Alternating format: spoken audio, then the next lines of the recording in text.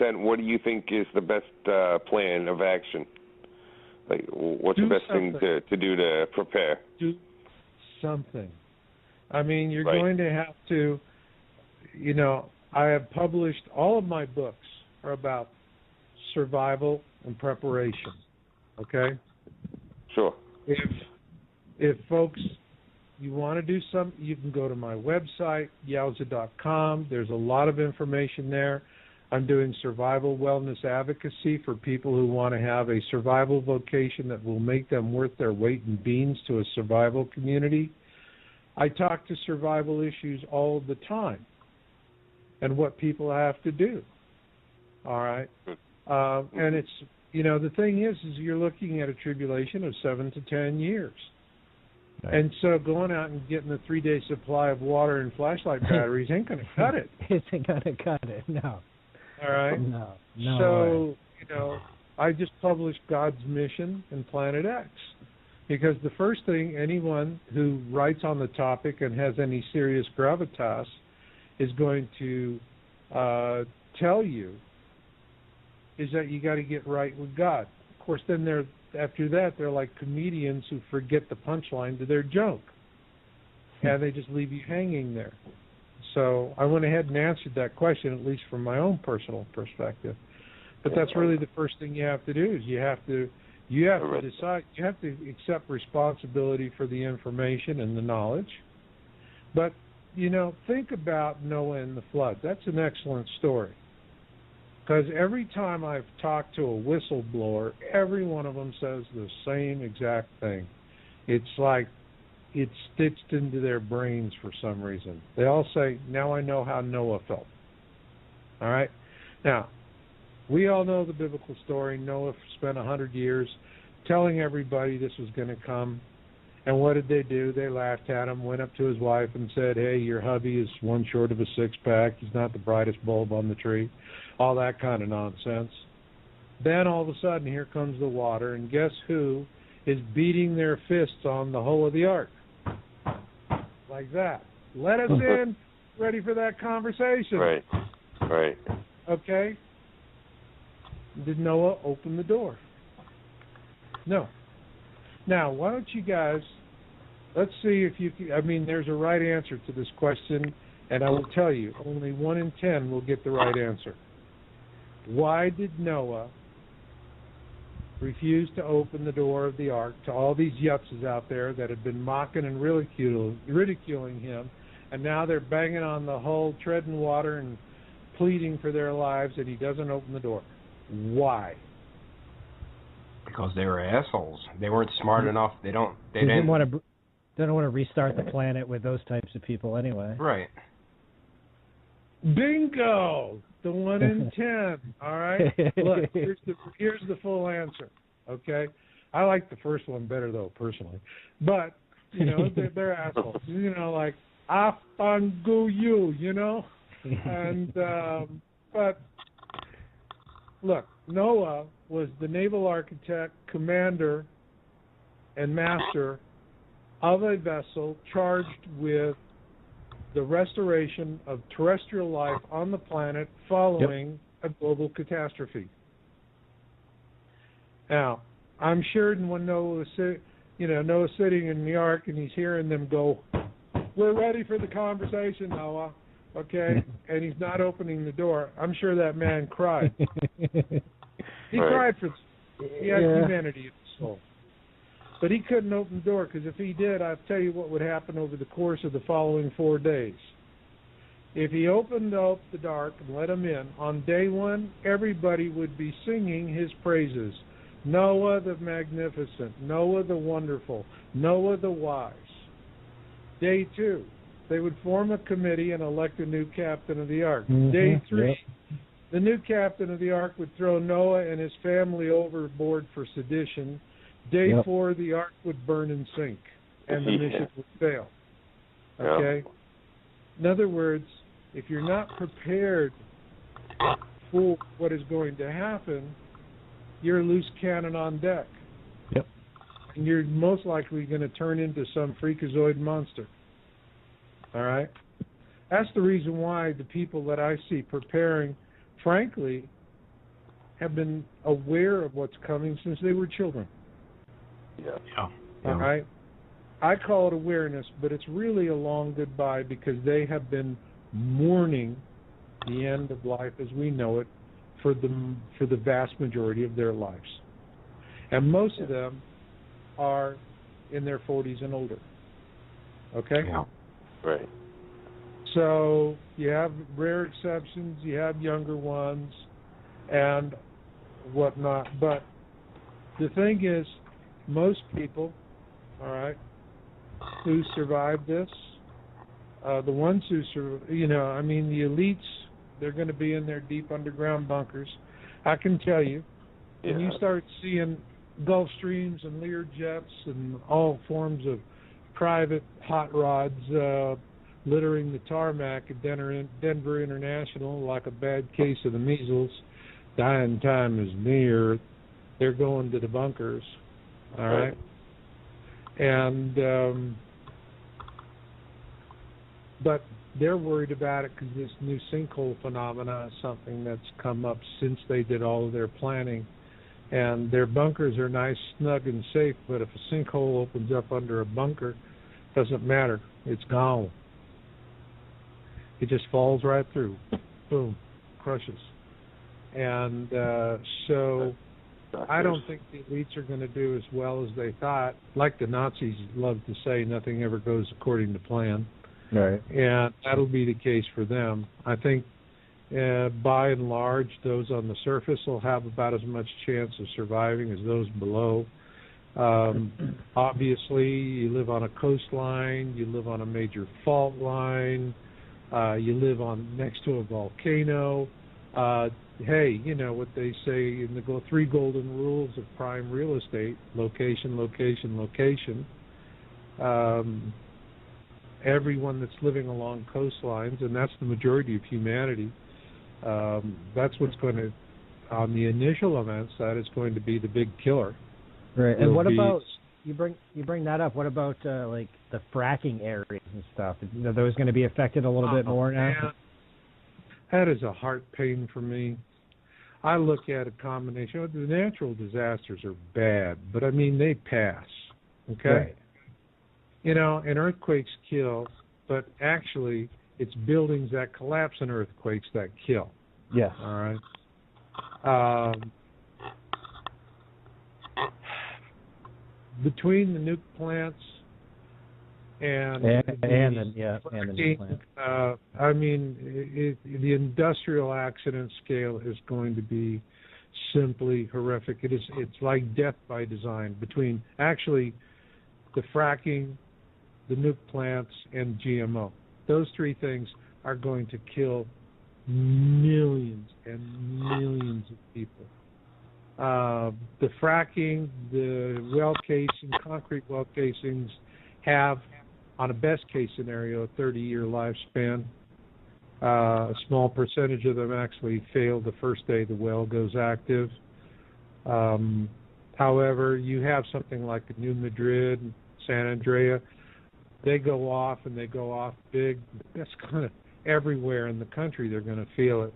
And so these concrete well casings are all going to crack and shatter, which means the toxic brew of chemicals that they use to make those wells is going to start seeping up into the aquifers and then into the land, and then you're going to see, you know, brown dead land and poisoned water. And we already see a good example of that. That's already happening in a lot of areas, and it's been documented. There's just a massive amount of cover-up thanks to our wonderful mainstream media, corporate media. In terms of nuke plants, Matt Stein, the author of When Technology Fails, wrote an excellent article on that. We could have 140 Fukushimas. They can scram the reactor cores, but you still have to keep cooling them for a couple of years. All right. Well, what happens if there's no electricity for the plant to run the pumps to cool the reactors, even after you've scrammed them? All right. Boom. Fukushimas all over the place.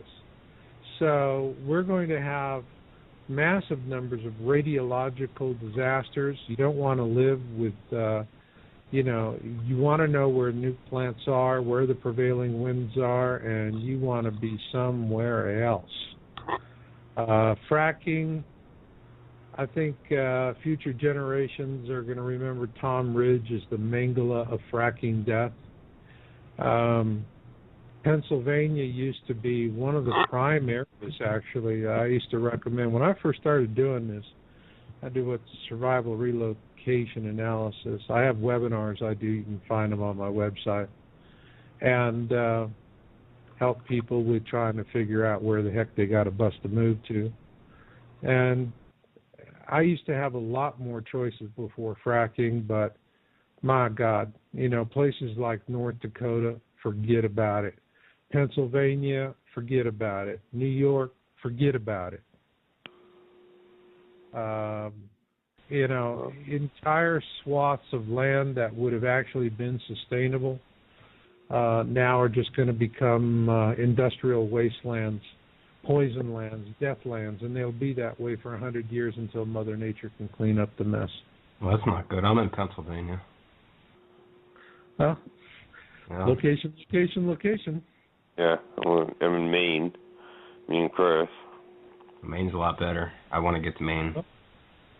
Well, look at it this way. You'll never run out of light. All you got to do is strike a match to your well, and you'll have perpetual light. Not that you'll want to drink what comes out of the well. Maybe use that burning chemical to distill off the water. There are some spots, north central, that you just really got to look around and see really hard. A vast majority of Pennsylvania. I mean, Pennsylvania is on the western border, and on the eastern border has the nuke problems. In the center used to be great because, what the three characteristics I like for land are soft earth, rolling hills, and access to water. And Pennsylvania, New York, these places used to, they have it. Problem is they have fracking, and it's just going to poison the hell out of all of that, and it's a damn shame. Exactly. Sure. So, Marshall, we do have some callers. I don't know if you're interested in talking to some callers and answering some questions. Sure. Yeah, but hopefully, the caller. Yes. We should remind anybody that's calling in, say what you got to say, and that's it. No. Try to keep it under 30 seconds. We'll try to keep it under a minute or two. 30 seconds, right. That's not very much, but if you got a question or two, that's great. But not like the last caller that was on where I wasn't on the show. You guys just kept letting talk. Anyway. She was good. Yeah, I can't say too much because I know who she is. So. She told you that like 5 times. Like, oh, I went to school with Chris. Yeah. Oh, okay, I see. Yeah, anyway. her name was Melissa. Yeah, Melissa, Missy. Anyway, so let's go to a caller. Caller, what's up?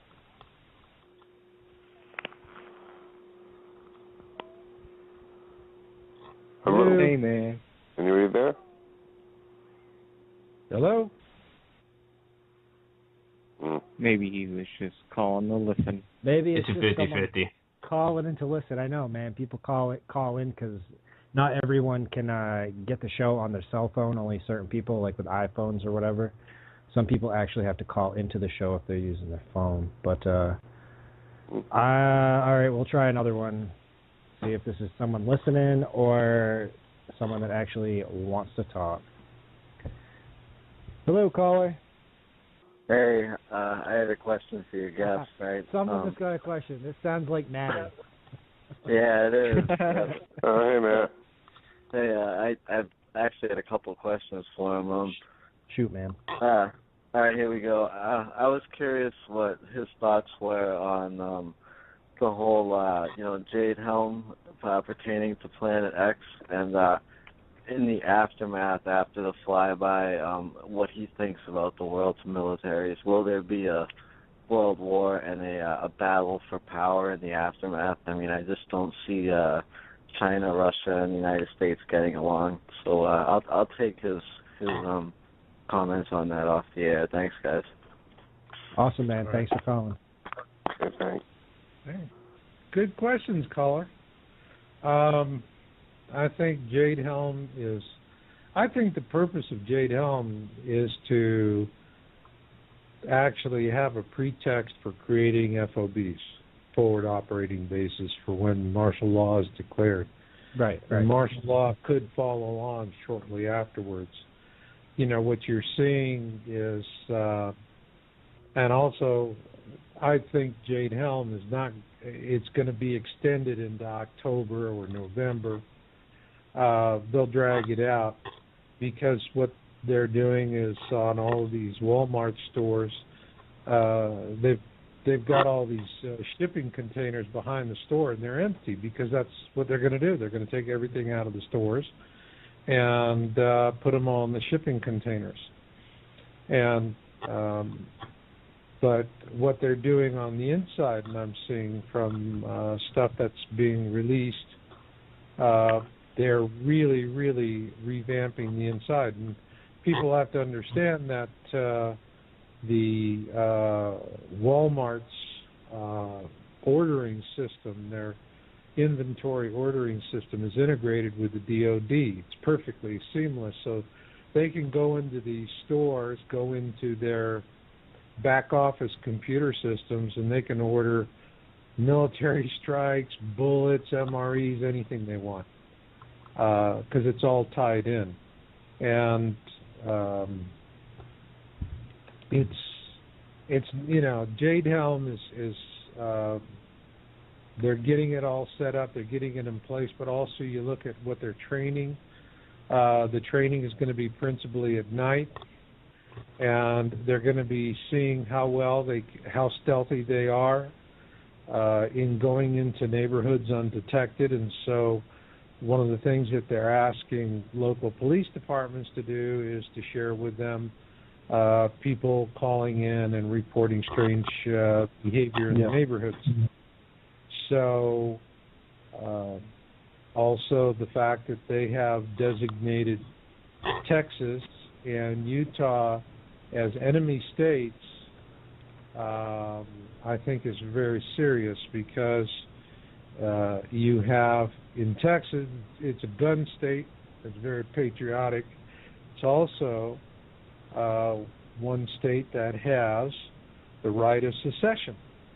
Okay, when Texas was its own sovereign nation before it joined the United States, and so part of its deal with joining with the United States was that it could secede anytime it wanted. So here they are, they're rehearsing how to arrest the governor and the legislature of the state of Texas as part of their training. You know, I think I lived in Texas for 10 years, and I can tell you the second most popular topic next to football was cessation. And this is now it's a little too real. It's a little too scary. And it's something that, you know, they're setting it up. But I mean, you just look at the way the exercise is organized. All right, they're preparing to. I mean, this is what they did in Iran, or excuse me, in Iraq and Afghanistan. When they wanted to arrest somebody, they didn't go during the day. They'd go in the middle of the night and bust down the door. Yep. All right. So they're taking this, you know, counterinsurgency kind of a tactic, what they've learned over there, and they're applying it here. We're getting set up for that kind of a same situation. So, you know, I think Fletcher is very much on the money. And there's going to be the declaration of martial law is not going to be because of Planet X. They're not going to do that. It'll be something else. Maybe we have a currency collapse. Right. That's what we've been predicting. It's going to have something to do with the economic collapse. Right. There'll be it's people are going to see their IRAs and 401ks. There'll be banking account confiscations. Gone. All of a sudden, people who've been saving up for their, their nest egg retirements are all of a sudden going to get bank stock that is like, hey, find somebody that wants to buy it from you. Yeah. You'll freeze in hell first, and that people are going to get angry about it. But I think Jade Helm, particularly through the southern states, tells me what whatever's going to happen that's going to be difficult. This is the area that they expect it to happen, not in the northern states. So, if you're living in California, if you're living in the South Belt from California to Florida, none of this bodes well. Not one bit of it. And then, as far as it goes for afterwards, the world is pretty much, government's going to fall all over the place. What I would see for what survives the United States, because Washington, D.C. that's it. It's gone. Most likely what will happen in the United States is it will balkanize. You're going to have states that are going to form regional coalitions with, sharing borders. They'll share their militaries. Yep. So you might see something, like Colorado, Arizona, Utah, something like that. And they form a coalition. Then there would be these various different coalitions, and then the federal government would be rendered toothless. Once the federal government goes in and takes out a state legislature, that's the end of the United States as we know it. All right. Period. That's the end of it. And after that, I could see there being, that kind of problem. So you have to prepare in stages. One thing, if people are smart, that they would do now while they have the opportunity is, if you don't have a U.S. passport now, get it. Because as they close things down, driver's licenses will no longer be valid for flying across state lines. Within a state, yes. It'll be like a Russian prospika, an internal passport. This will be a situation where if you're crossing state lines, if you're interstate, then you will need to have either a traditional passport book or a passport card. You can get the passport card for $30. The book and the card are $140 together, and it's wise investment for people if you think you're going to have the need to travel across state borders or go, for example, go up to Canada or into Mexico. Right. That's something to do that you can prepare for, and otherwise it's really it's taking it seriously. I mean, that's the bottom line. Taking it seriously. I mean, I'm just going to wait and see,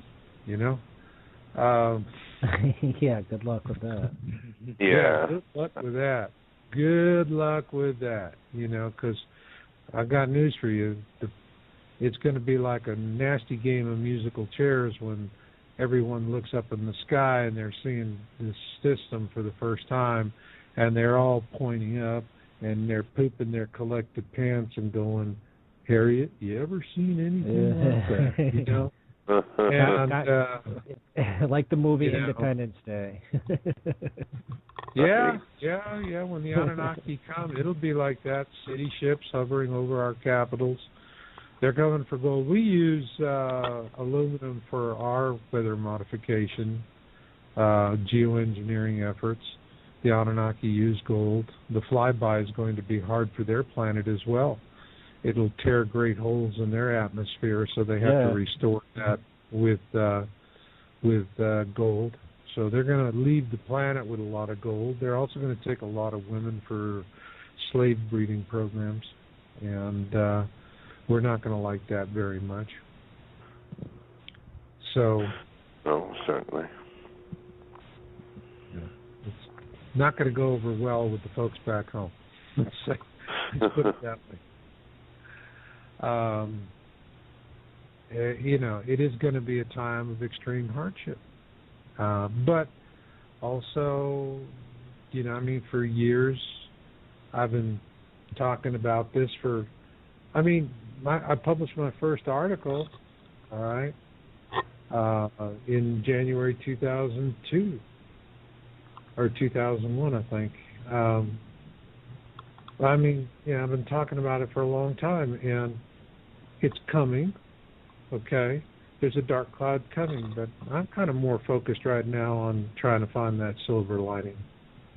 And that goes back to what that caller was asking about, because, you see, it's a given. We will survive, period. It is a given. We will rebuild. That will happen. And it is a given that we will go to space, because this is going to be the last survivable flyby of the Planet X system through the core of our system. The next time around, Earth is just going to be roasted. Absolutely. Just like in the movie Knowing, that's what's going to happen. All right? Just gone. Disintegrated. It's just going to, the whole surface of the planet is going to be incinerated, and then Gaia is going to start all over.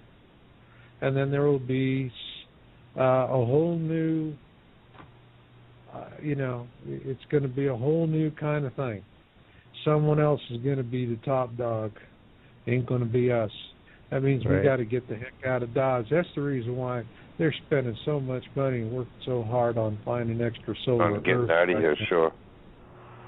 And that's the whole point of it. There's a lot of races, a lot of ETs out there. They got a big interest in what's going on, because we're going to leave this planet one of two ways. We're either going to go out into space like Anunnaki stormtroopers, watch the movie Avatar, that's who we'll be. Yep. Blood-sucking, exploiting bastards. Yep. Or we're going to have a Star Trek future. And that's what I'm pulling for. That we have that Star Trek future. Okay? And it's serious, fellas, because Roddenberry really tapped into the zeitgeist. That's what our species really wants. We don't want to go out there, like a bunch of corporate miseries. We want to go out and be welcomed as a peaceful and light spacefaring race. Yeah, for sure. And that's what I want to see for us. So what are your thoughts on Elon Musk? You like what he's trying to do? Elon Musk? Yeah, Elon Musk. Oh, you don't... SpaceX? Oh, SpaceX? Yeah. Well, I find it's kind of funny that, we're probably got transwarp already, and we're still building chemical rockets. I thought about that once too, because the stuff that they're doing with like Elon Musk and SpaceX, and like what's I guess NASA or whatever got going on. Like they've always got something secretive going on, so I feel like they got technology that's way ahead of what Elon Musk and SpaceX has right now. Because they're just testing stuff out right now.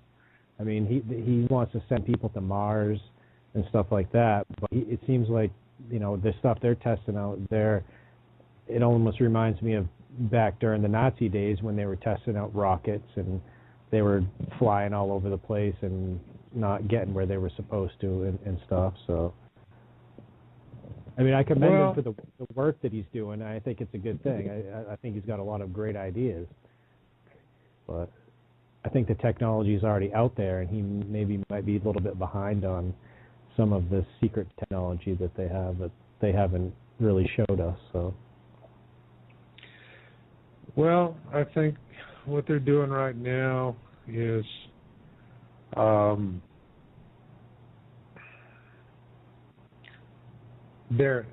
they've got more satellites out there doing imaging, looking for extrasolar Earths or candidates for extrasolar Earths than their public was saying. It reminds me of that great line from Contact: "Why build one when you can build two for twice the price?" Right. And what they're doing is I worked on a project for Lockheed Martin, conversion of a KH-1 spy satellite to civilian purposes, and these things can put down so much data that it just takes weeks, if not months, for computers to claw through it. And what's happening now is, they're pumping it down in vast quantities. And while everyone is sweating out the tribulation, I think the elites are going to be down there sorting through all their data sets and looking for candidate Earths, candidate potentials. And then once we get through the flyby and the dust settles, that's when they're going to start launching their probes. And they're going to start sending probes out into space. And so that's what I think that they've got planned. We can certainly see evidence of them preparing for such events. Yeah. Yeah, they're doing it. So I think your caller asked about the military aspect and the wars. I think it really hits on that central issue of, all right, we are going to go to space, but how are we going to do that? As Anunnaki stormtroopers, or are we going to have a Star Trek future? It sounds hokey, but that's really what it is. No, it makes sense. It really does. Yeah. So I think our species, if we are allowed to evolve naturally, we will choose the more enlightened path. But we're manipulated, divided, made to be antagonistic towards each other. It's by Anunnaki researchers, it's widely held Anunnakis are the ones that gifted us religion for the purpose of dividing us. And the story of, the Tower of Babel story actually originates with the Anunnaki. They were the ones that used to be that there was one common language for the planet. They were the ones who decided to change that and to divide us as a species so that we would be less of a threat to them, easier to manage. And so there's quite a bit. There's quite a bit. But in chaos is opportunity. Every Passover is celebrated every year, and Jewish families get together and they celebrate Passover. And this is when the Jewish people were freed from bondage in Egypt. Well, I believe that Moses, being a high prince of Egypt, knew Planet X was coming and understood that in chaos is opportunity. And that with the flyby of Planet X, that there would be an opportunity to free his people. and he took advantage of that. Oh yeah, easily. I mean, that's what turned the waters red. That's what parted the Red Sea, is because of the rotation stopped and the sloshing of the oceans and the water. Yeah, I mean, it's the Egyptian accounts are very the Egyptians in the Colburn Bible, and the reason why the Colburn Bible was written, initially it was called the Great Book by the Egyptians. It was the size of a modern-day encyclopedia, actually. It was vast. Only a fourth of it now exists. And it's a compilation of both Egyptian and Celtic wisdom texts. But what they tell us about it, about the Exodus story, was that the Pharaoh of Exodus was leading the charge, and that there was a great slaughter, but then the water returned and the Pharaoh of Exodus perished. And after Moses made it over to the other side, the party really started for Egypt because they were invaded from the south, because Exodus was a global event, and people in the south knew that the Egyptians had vast stockpiles of grains in their granaries, and they came up to take a spoil and to get some gold. And the Egyptians, after, especially then the word got out that they had lost an army chasing after the Hebrews. That was just an invitation, and Egypt was able to repel the invasions, but at great cost to itself. So the Colburn Bible is what they wrote, was basically their version of a 9/11 report. And what they wanted to know was, how was it that this scrappy Jewish God whooped their pantheon of gods? That's what they really wanted to know. And they went to the far extremes of their trading realm, and during the day, scribes were tallying bricks and, jugs of wine and whatnot, doing commerce, but at night they were collecting the folklore and history of all these different races. One of the books, Sons of Fire, there's 11 books in the Colburn, and one of them, called the Sons of Fire, I believe is the only remaining history text from the ancient Phoenicians who were wiped out by the Romans. And so they were looking. They never really found the answer to it, although the work was quite brilliant, and it did predict current events. It said that a harbinger of this coming flyby would be when the fall of the Soviet Union and the rise of radical Islam. They predicted that 3,600 years ago. Dead on. It's interesting, actually, that recent movie, Noah, I believe it was. No, not Noah. The one with the Moses, excuse me. The one, I forget who stars in it. But, yeah, it was actually pretty good. Christian Bale? Yeah, you got it. It depicted the whole... I don't know. I'm sorry. Did you see that? Sorry. It just didn't work for me. It's like, I this like that story about Jews, Christian Bale. Yeah. Excuse me. That's Hollywood. That's Hollywood. You got to look past it.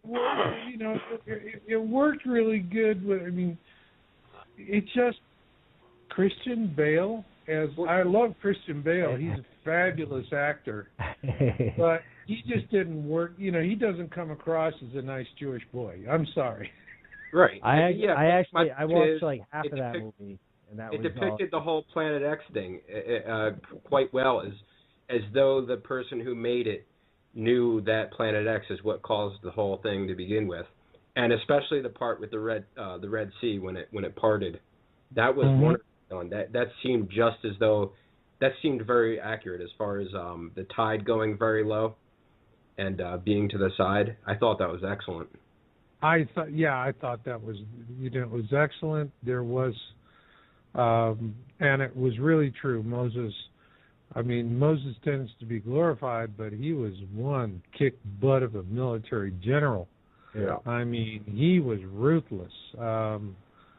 What they don't show is that, Moses ruled with an iron fist. Yeah.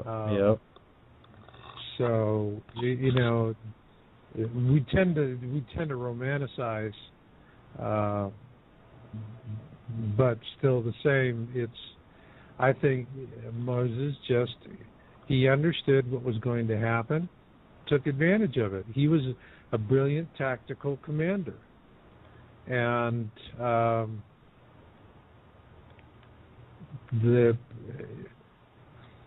story, though, the importance of the story for me is that the chaos of the flyby caused the unshackling of the bonds of slavery for the Hebrews in Egypt.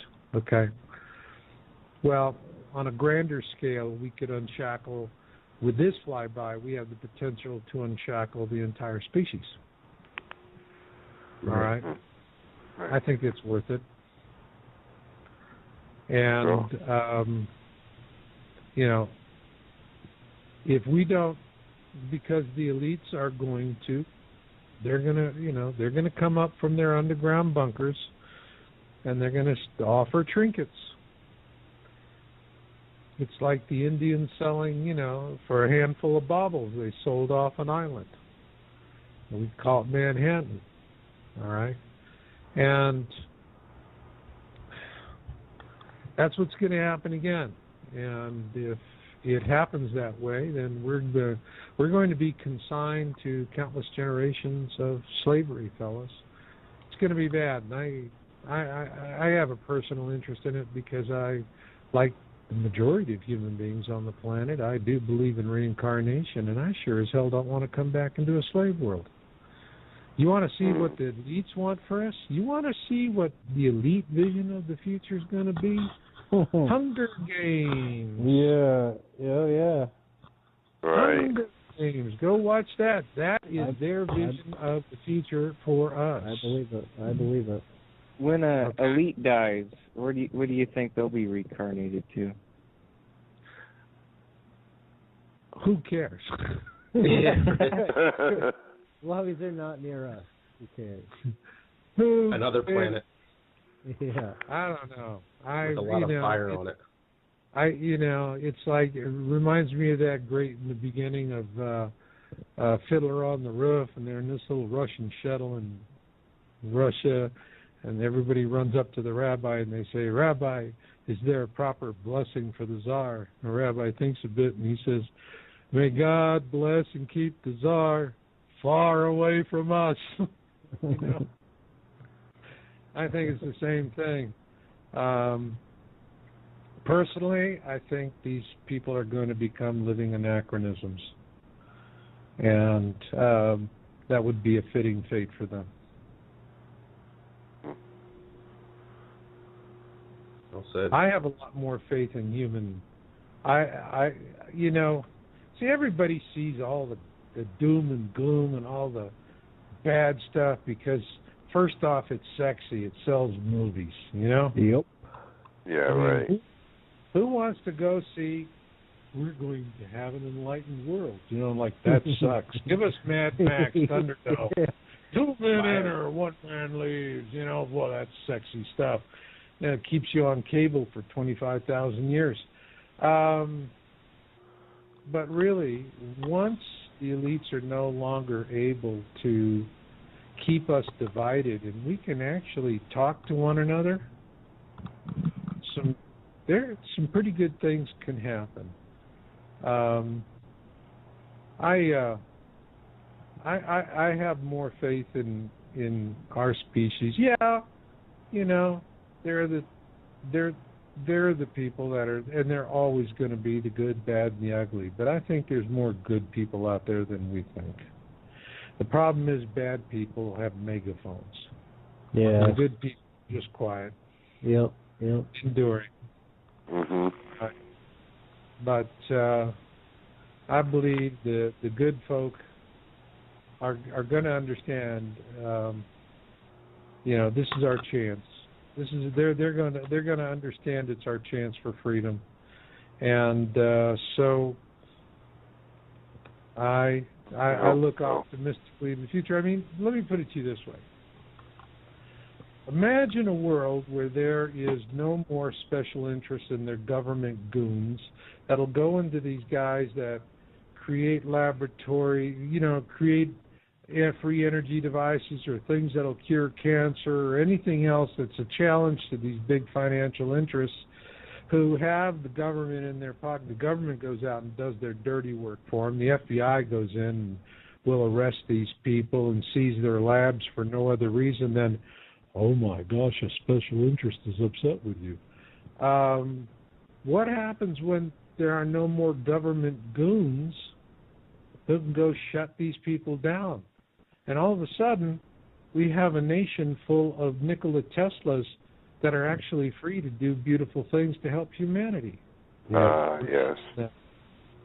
Imagine that. All right? That would be wonderful. Yeah. So, I'm more interested now in looking for the silver lining. Dark cloud is coming. Okay, just deal with it. Or don't. But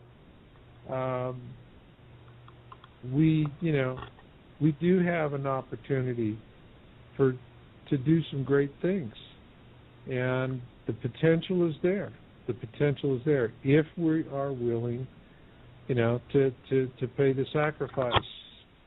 That's the open thing. But I remember one time I was feeling really sad about all of this, especially when I realized what the agenda is to cause the death of as many people as possible. And I see preppers out there that have all these big stockpiles of Kraft macaroni and cheese. And all of it's made with GMO cornstarch, GMO flour. This stuff will destroy your lower gut. That's where 70% of your is. So it's death food. People don't know it because all of these preppers think they're clever because they never stop to eat what the hell they're stockpiling. They keep eating their fresh fruits and vegetables, fresh meats, egg, chicken, whatnot. And they keep stockpiling all of this crap in packages and cans. They never bothered to take a couple of weeks to eat it. If they did, they would all have a case of the runs that wouldn't stop. Yeah, absolutely. Acid stomach, irritable bowel syndrome. They'd all start having, inflammatory diseases. I mean, there's no good side. There's no good upside to this food.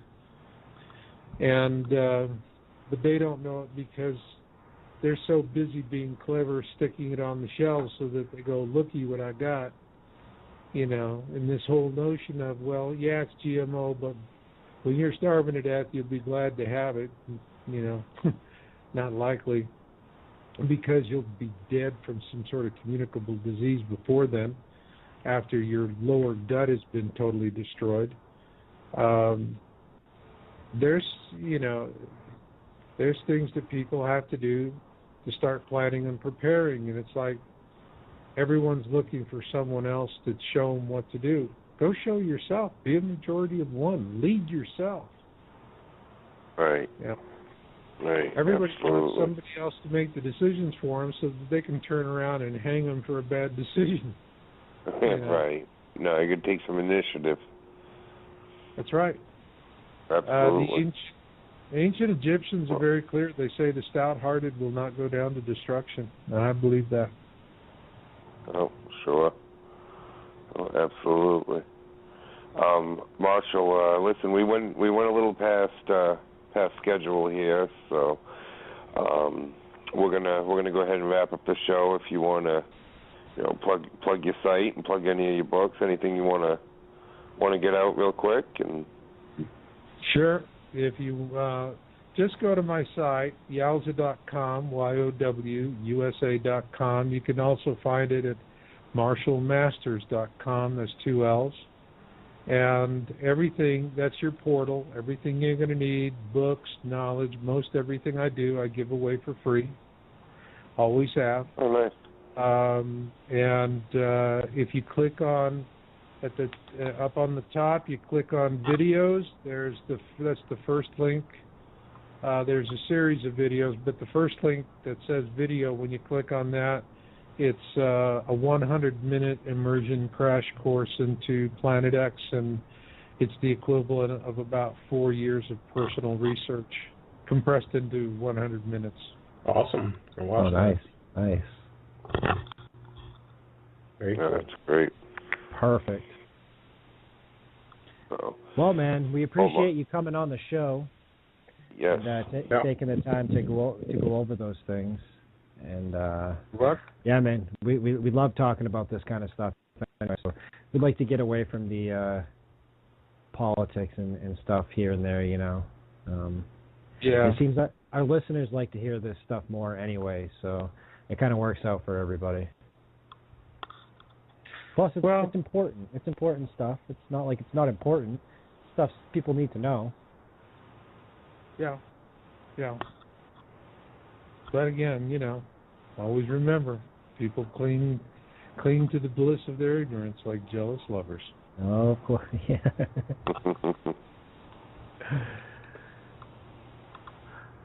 But it's been fun, fellas.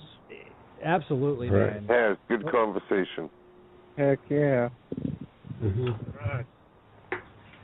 You guys were going to pick up the check, right? Yeah. I got the check, and I'm probably going to have to order my co-host here another round. There you go. Thank you. All right, man. So it's nice talking to you, and hopefully we can get you back on at some point, and maybe down the road, closer to when this is on, maybe you'll have some more information for us. We'll see. Okay. All right, fellas. Have a good Thanks evening. for a good show. You too. Right.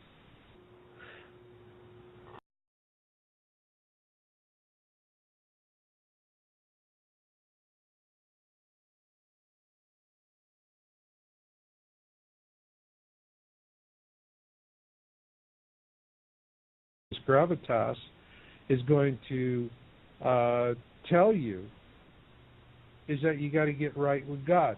Of course, then after that, they're like comedians who forget the punchline to their joke, and they just leave you hanging there. So I went ahead and answered that question, at least from my own personal perspective. But that's really the first thing you have to do is you have to decide, you have to accept responsibility for the information and the knowledge. But you know, think about Noah and the flood. That's an excellent story. Because every time I've talked to a whistleblower, every one of them says the same exact thing. It's like it's stitched into their brains for some reason. They all say, now I know how Noah felt. All right? Now, we all know the biblical story. Noah spent 100 years telling everybody this was going to come. And what did they do? They laughed at him, went up to his wife and said, hey, your hubby is one short of a six-pack. He's not the brightest bulb on the tree. All that kind of nonsense. Then all of a sudden, here comes the water, and guess who is beating their fists on the hull of the ark? Like that. Let us in. Ready for that conversation. Right. Right. Okay? Did Noah open the door? No. Now, why don't you guys, let's see if you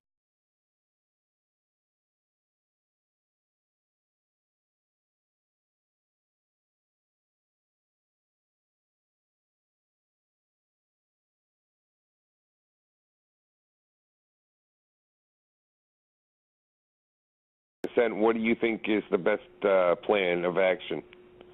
Like, what's the best thing to do to prepare? do something. I mean, you're Right. going to have to, you know, I have published, all of my books are about survival and preparation, okay? Sure.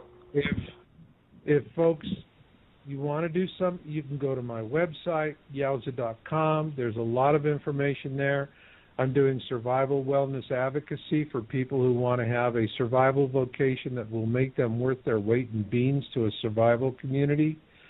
I talk to survival issues all the time and what people have to do. All right?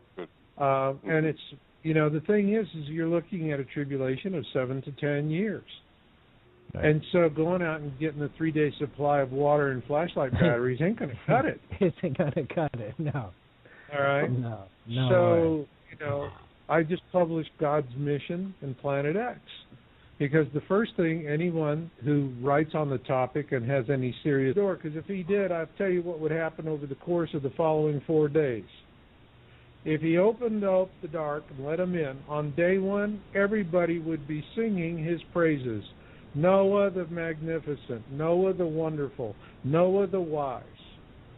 Day 2, they would form a committee and elect a new captain of the ark. Mm-hmm. Day 3, the new captain of the ark would throw Noah and his family overboard for sedition. Day 4, the ark would burn and sink, and the mission would fail. Okay? In other words, if you're not prepared for what is going to happen, you're a loose cannon on deck. Yep. And you're most likely going to turn into some freakazoid monster. All right? That's the reason why the people that I see preparing, frankly, have been aware of what's coming since they were children. Yeah. All right? I call it awareness, but it's really a long goodbye because they have been mourning the end of life as we know it for the vast majority of their lives. And most of them are in their 40s and older. Okay? Yeah. Right. So you have rare exceptions, you have younger ones, and whatnot. But the thing is, most people, all right, who survive this, the ones who survive, the elites, they're going to be in their deep underground bunkers. I can tell you, when you start seeing Gulfstreams and Lear jets and all forms of private hot rods littering the tarmac at Denver International like a bad case of the measles, dying time is near, they're going to the bunkers, all right? And but they're worried about it because this new sinkhole phenomena is something that's come up since they did all of their planning. And their bunkers are nice, snug, and safe, but if a sinkhole opens up under a bunker, it doesn't matter. It's gone. It just falls right through. Boom. Crushes. And so I don't think the elites are going to do as well as they thought. Like the Nazis love to say, nothing ever goes according to plan. Right. And that'll be the case for them. I think by and large, those on the surface will have about as much chance of surviving as those below. Obviously, you live on a coastline, you live on a major fault line, you live next to a volcano. Hey, you know what they say in the three golden...